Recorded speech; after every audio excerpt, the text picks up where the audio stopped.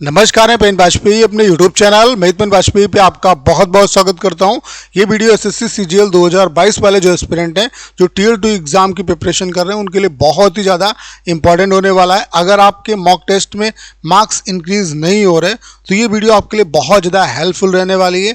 और mock test में अगर आपका स्कोर बूस्ट नहीं होगा तो मैं दावे के साथ कह सकता हूं कि जो मॉक टेस्ट में आपका यहाँ पे प्रदर्शन रहेगा वैसा ही आप एग्जाम में करने वाले हैं। तो कुछ सिली मिस्टेक, कॉमन मिस्टेक आप कर रहे होंगे।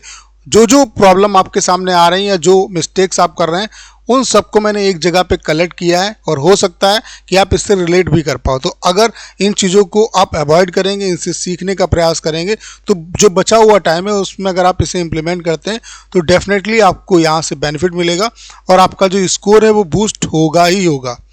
और उसके अलावा किस तरीके से आपको जो बचा हुआ टाइम है उसमें अपना जो कंप्लीट सिलेबस है उसको कैसे रिवाइज करना है, किस तरीके से मॉक टेस्ट में और ज़्यादा इंप्रूवमेंट करना है, वो सारा कुछ यहाँ से आपको सीखने को मिलेगा और इस वीडियो से डेफिनेटली आपको फ़ायदा होगा।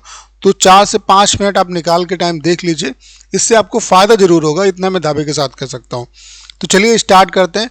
पहली जो मिस्टेक आप कर रहे होंगे, कुछ जो कॉमन मिस्टेक है वो मैंने यहाँ पे नोट डाउन कर लिए हैं और उसके बेसिस पे मैं आपको बताने वाला हूँ कि क्या क्या आपको नहीं करना है। सबसे पहले जो गलती अगर आप कर रहे हैं तो उसको आप सुधार करिए, इससे आपका जो स्कोर है वो आपके मॉक टेस्ट में भी इम्प्रूव होगा और जब आप रियल एग्ज़ाम देने जाएंगे तो उसमें भी आपका इम्प्रूव होगा।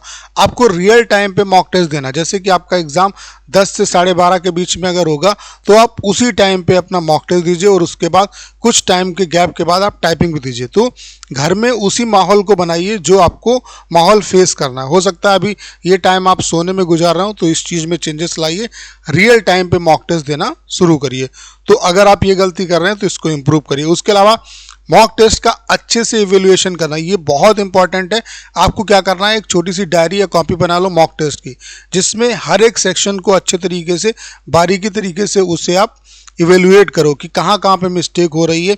अगर मैथ्स में कौन सा ऐसा चैप्टर है जहाँ पे जो क्वेश्चन आपको फंसा रहे हैं तो उस पर फिर आप सेपरेटली उस पर काम भी करिए। तो अगर आप ये प्रोसेस करेंगे लगातार 10 से 15 दिन, जो भी आपके पास टाइम बचा हुआ है, तो उसमें आपका जो स्कोर है वो बूस्ट होगा। ऐसे इंग्लिश में देखो कि कहाँ पे आप फंस रहे हो, ठीक है, वन वर्ड गलत हो रहे हैं, कि ईडियम एंड फ्रेजेस गलत हो रहे हैं, कि रीडिंग वाला सेक्शन गलत हो रहा है, कि एरर आपका जो सेक्शन है वो गलत हो रहा है, या एक्टिव पैसिव गलत हो रहा है। तो कौन सा सेक्शन है जिसमें दिक्कत हो रही है, ऐसे जीएस में भी आप पकड़ सकते हो, ऐसे रीजनिंग में भी पकड़ सकते हो। तो सेपरेटली उस पर आपको ये पता चल जाएगा कि हाँ कहाँ कहाँ पे काम करने की ज़रूरत है।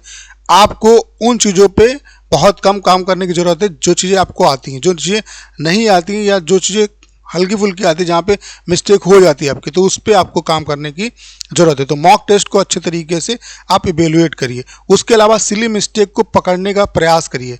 क्या होता है कि स्टूडेंट कुछ क्या करते हैं कि मॉक टेस्ट दे दिया और बस मतलब देख लिया हाँ कितने सही कितने गलत, बाकी उसे अच्छे तरीके से एनालिसिस नहीं करते।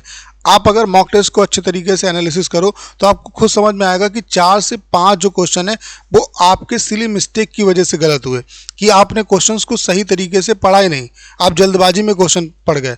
और अगर आप ये गलती यहाँ पे कर रहे हो अपने घर पे या मॉक टेस्ट जब आप दे रहे हो तो ये गलती आपकी रिपीट होगी आपके एग्जाम में भी। तो क्वेश्चंस को बहुत पैनी नज़र से आपको पढ़ना है। ये पहले आप क्वेश्चंस को सॉल्व करने से पहले ये देखो कि ये पूछ क्या रहा है आपसे, तो आप देख पाएंगे। अगर आप अभी मॉक टेस्ट देते हैं तो आपको लग रहा होगा कि 4 से 5 क्वेश्चन ऐसे गलत हुए जो आप कर सकते थे अगर आप उन्हें सही से पढ़ लेते, ठीक है। उसके अलावा आप ये भी देख पा रहे होंगे कि इंग्लिश में जो अगर आपका वोकैब या कोई और भी क्वेश्चन जो गलत होता है वो इस वजह से ही गलत होता है कि आपकी अंडरस्टैंडिंग बहुत अच्छी नहीं है। तो इसके लिए आपको क्या करना है, आप जरूर थोड़ा बहुत जो है इंग्लिश को रीड जरूर करो, भले ही एक पैराग्राफ रीड करो, तो रीडिंग से आपको बहुत अच्छे तरीके से चीज़ें समझ में आएंगी और इंग्लिश में जो मिस्टेक्स है वो कम होंगी, क्योंकि इंग्लिश में सारा खेल अंडरस्टैंडिंग का है। जैसे कि आपका कोई भी वर्ड है, मान लेते वन वर्ड सब्स्टिट्यूशन है या मान लेते सिनोनियम एंटोनियम, तो 4 ऐसे वर्ड आ जाते हैं। तो वहाँ पे फिर आपका जो कॉमन सेंस है वो और जो आपकी रीडिंग की स्किल है और जो आपकी अंडरस्टैंडिंग है उससे क्वेश्चन आपके सही होते हैं, ठीक है।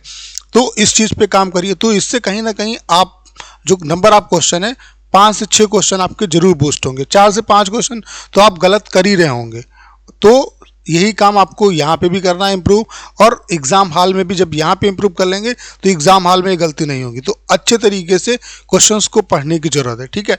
उसके अलावा लाइव मॉक टेस्ट जरूर दें। इससे फ़ायदा क्या होगा, इससे आपको पता चलेगा कि जो मतलब जिसकी प्रिपरेशन बहुत अच्छी है उसके साथ आप कहाँ पे लाई करते हो, आपका कंपटीशन कितना है, आप कहाँ पे हो। क्योंकि लाइव टेस्ट में क्या है, सभी के पास समान टाइम है, तो वहाँ पे ये पता चलेगा कि आपकी जो एक्चुअल में मतलब जो प्रिपरेशन है वो किस लेवल की है। तो मॉक टेस्ट आप जरूर दीजिए, ठीक है। तो मॉक टेस्ट को आपको इग्नोर नहीं करना है। उसके अलावा आप जो गलती कर रहे होंगे, मोस्टली गलती कर रहे होंगे बच्चे, कि वो जीएस और इंग्लिश के पीछे बहुत ज़्यादा आपको मतलब उसको रिवाइज आपको करना है, ठीक है। पूरा जो सिलेबस है उसको रिवाइज करना है, लेकिन इसके चक्कर में मैथ्स और रीजनिंग को इग्नोर नहीं करना है, क्योंकि ये दो ऐसे सब्जेक्ट हैं जो आपके स्कोर को बूस्ट करेंगे। तो इसे कैसे आपको कवर करना है, जहाँ जहाँ पे मोस्टली सभी बच्चों का कवर होगा, क्योंकि अगर आप सीजीएल की तैयारी कर रहे हो तो आपका मैथ्स और रीजनिंग अच्छा होगा। तो जहाँ जहाँ पे मिस्टेक हो रही, जहाँ जहाँ पे जिन भी टॉपिक्स पे आपको लग रहा है कि दिक्कत है, तो उनको अच्छे तरीके से आप कवर कर लो, ठीक है। अब पोस्टपोन मत करो, पोस्टपोन करने का टाइम आपके पास नहीं है, तो उनको कवर कर लो, उन पे अच्छे तरीके से काम करो, चाहे मैथ्स हो चाहे रीजनिंग हो, क्योंकि ये आपके स्कोर को बहुत ज़्यादा बूस्ट करेंगे, ठीक है। उसके अलावा अगला जो काम है वो आपको क्या करना है, इंग्लिश में जैसे मैंने आपको बताया कि कुछ ना कुछ पढ़ने पे जरूर काम करो, रीडिंग जो है वो जरूर करो। उसके अलावा अपना जो जितने भी जैसे कि जो आपका ग्रामर वाला जो वोकैब वाला सेक्शन है उसके लिए आप क्या करो कि डेली एक टारगेट बनाओ, जैसे कि एक दिन 1 वर्ड लिया तो सारे 1 वर्ड कवर कर लिए। उसके अलावा इडियम फ्रेज एक दिन पूरा किया तो उसको एक दिन में रिवाइज कर लिया। तो इस तरीके से अपनी सारी चीज़ों को रिवाइज करिए। उसके अलावा आपके पास mirror of common error book होगी, तो उसमें जो रूल वगैरह हैं उनको अच्छे तरीके से रिवाइज करते रहो, जिससे कि आपके जो ग्रामर वाला पोर्शन है उस पर भी रिविजन होता रहेगा, ठीक है। उसके अलावा आपको कोई चेंज नहीं करना अपने मॉक टेस्ट में और अब पढ़ने के पैटर्न में। ऐसा नहीं कि आप किसी और का भी आप मॉक टेस्ट यूज़ कर रहे हो, कल किसी और का करने लगो, ऐसा नहीं करना है। अब इस पोजीशन पे आके आपको चेंजेस नहीं करने, जहाँ से मॉक टेस्ट दे रहे हो वहीं से दो। अब चेंजेस करोगे तो फिर आपका वो कॉन्फिडेंस जो है वो लो होगा। तो जो कर रहे हो वही करते रहो, और अपना जो पैटर्न है जिस तरीके से आप पढ़ रहे हो उसमें कोई चेंजेस मत करो। बस आपको रिवाइज कर लेना है, जहाँ जहाँ पे कमजोरी है उसको सुधार करो, और जहाँ पे आपकी चीज़ें सही है तो उन पे ज़्यादा ज़्यादा प्रैक्टिस करो, ठीक है। सबसे बड़ी चीज़ जो आपको जिताएगी वो है आपका बिलीव सिस्टम। आप बिलीव करिए अपने ऊपर, बहुत ज़्यादा प्रेशर नहीं लेना है। इसके लिए आप एक्सरसाइज वगैरह भी कर सकते हो। आप बस ये सोच लो कि जो आपने प्रिपरेशन की है वो अपने आप में बेस्ट है, और आप बहुत बेहतर करके आओगे। और एग्ज़ाम से 2 दिन पहले आप मॉक टेस्ट वगैरह मत दो, वो आपको और ज़्यादा डिमोटिवेट करेगा, ठीक है। उसके अलावा take calculative risk in mock test, यानी कि ये बहुत ज़्यादा ज़रूरी है कि आप ऐसा जरूर करिए, चाहे वो कोई भी सेक्शन हो, चाहे मैथ्स का सेक्शन हो। पता चला 1-2 क्वेश्चन ऐसे मैथ्स में होंगे जो आपको लग रहा होगा कि हाँ कर सकते हैं, 50-50 है। तो ऐसा ही जितने जैसे चारों सेक्शन है, आपके रीजनिंग का सेक्शन है, इंग्लिश का है, जीएस का है, तो कैलकुलेटिव 4 से 5 क्वेश्चन का रिस्क जरूर लो।